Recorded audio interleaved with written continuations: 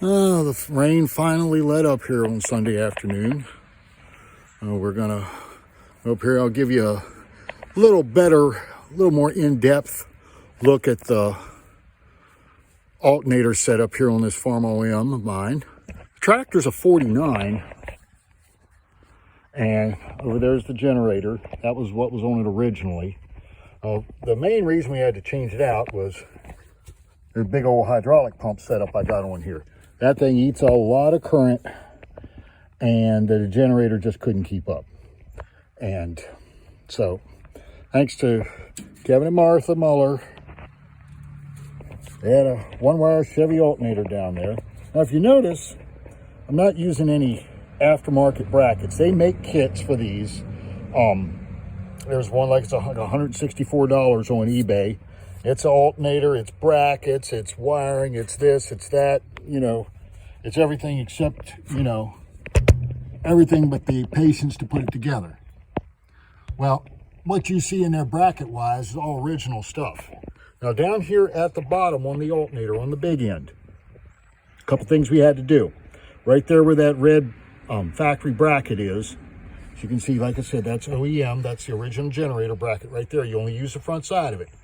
I had to mill about the thickness of this metal here, about 3/7/16 of an inch off of it.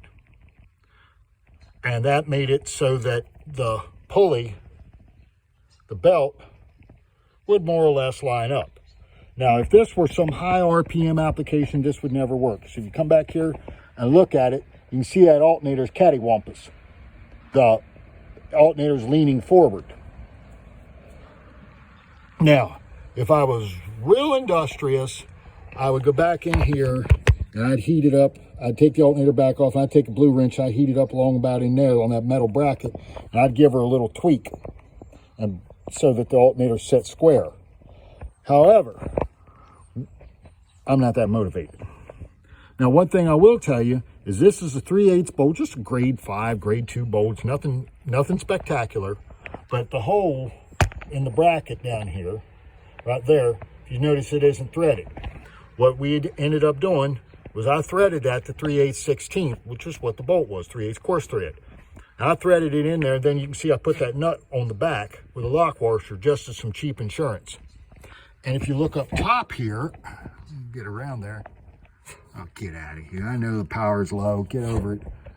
You can see there I did the same thing with that alternator bracket. You can see there's a space in there. I should have put a spacer in it, but I didn't. I could have pulled it up tighter, but I didn't. Because that top part of that ear on the alternator is threaded. So really I should pull that bolt out and put just like a threaded bolt in there.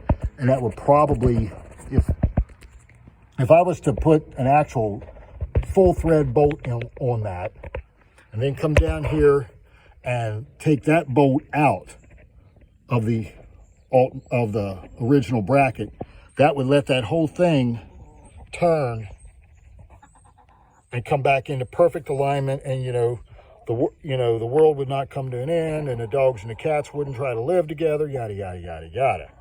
But however, we're going to try it like this and see if it even works. It may work. It may be just fine. Like I said, this engine only revs 1,625 RPMs, maybe 1,800 if you got to twist it a little bit. But again, the nice thing about it is a one-wire alternator, so you don't have a external voltage regulator. You can see the regulators right there inside. And this one's made by Dynathrust. There's a gazillion companies out there doing, heck, there's things online on YouTube here, show you exactly how to make one for yourself. Heck, you can even buy the kits for them, for the old style GM alternators. But this end will obviously end up back here at the battery. Okay. Now, speaking of battery and wiring, this has been kind of a homegrown tomato MacGyver thing that, over the years. I've actually would just take the cable here that comes from the starter back there, this cable, and I would always just touch it right on the battery, and that's how I would start it. Kind of cheap insurance. And well, it is what it is.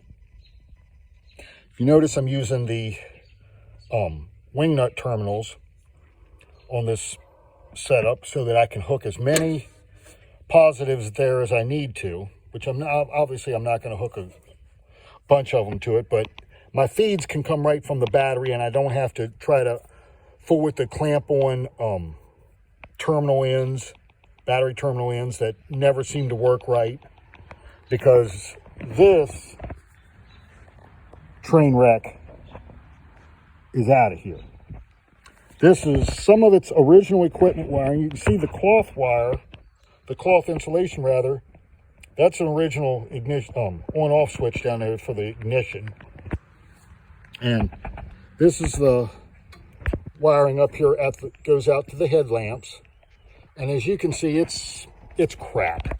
There's no nice way to put it. It's crap. When they put the ends on the dadgummit, come around there. When you put the ends, the terminal ends for the lights, they use obviously new wires, but you know, sealing them up was, I guess, you know, completely optional. You know, that was just an afterthought. So we're going to completely dissect this entire mess out of here and change up a few things. I'll sand the box out, clean it all up nice. I'll make up another plate. This is the original ammeter and headlamp switch.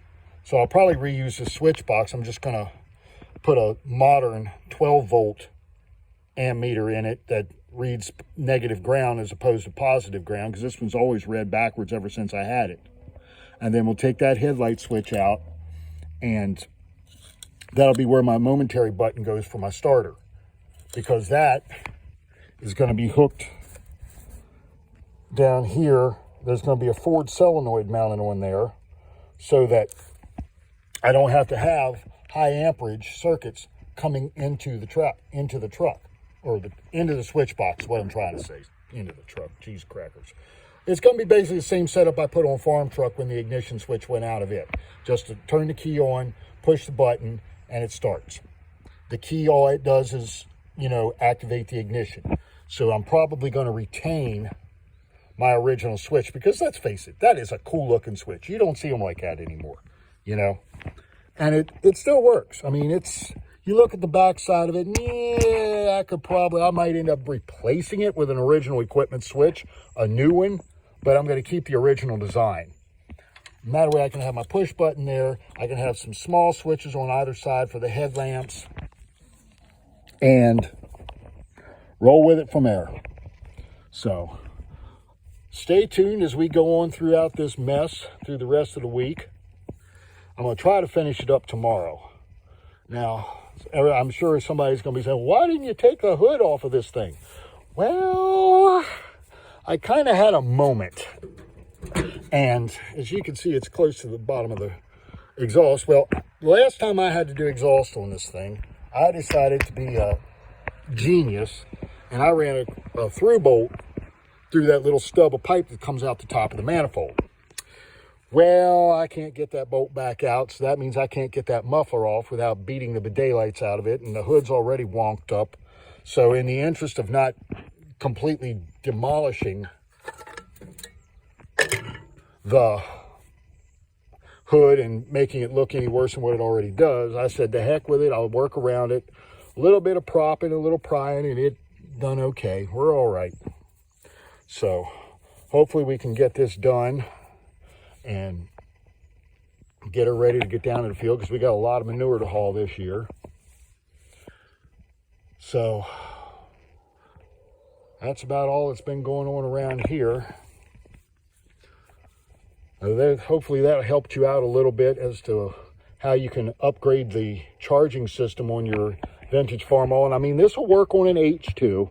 You know, obviously the originals were positive ground, 6 volt. And I mean, that wasn't a bad setup, but it definitely wasn't a good setup either. You know, it was what it was for the time that it was created, you know. So, I mean, me personally, I kind of like being able to just grab a 12 volt battery off the shelf at AutoZone, or what are you, oh yeah, I'm getting photobombed by a pregnant goat. Yes, hi Sky. Oh yeah. Camera shy much? Not her. Well, anyway, like I said, you can get your batteries with it, and you convert it to 12 volt positive ground. It's not that hard to do, or 12 volt negative ground. And it definitely makes a world of difference in the way they start in the wintertime, the way they run. So, well, folks, that was that. Hopefully, like I said, it helped you out a little bit. And stick around, because as we go through the week here, we're going to be into a couple other projects, and I'll try to keep you updated.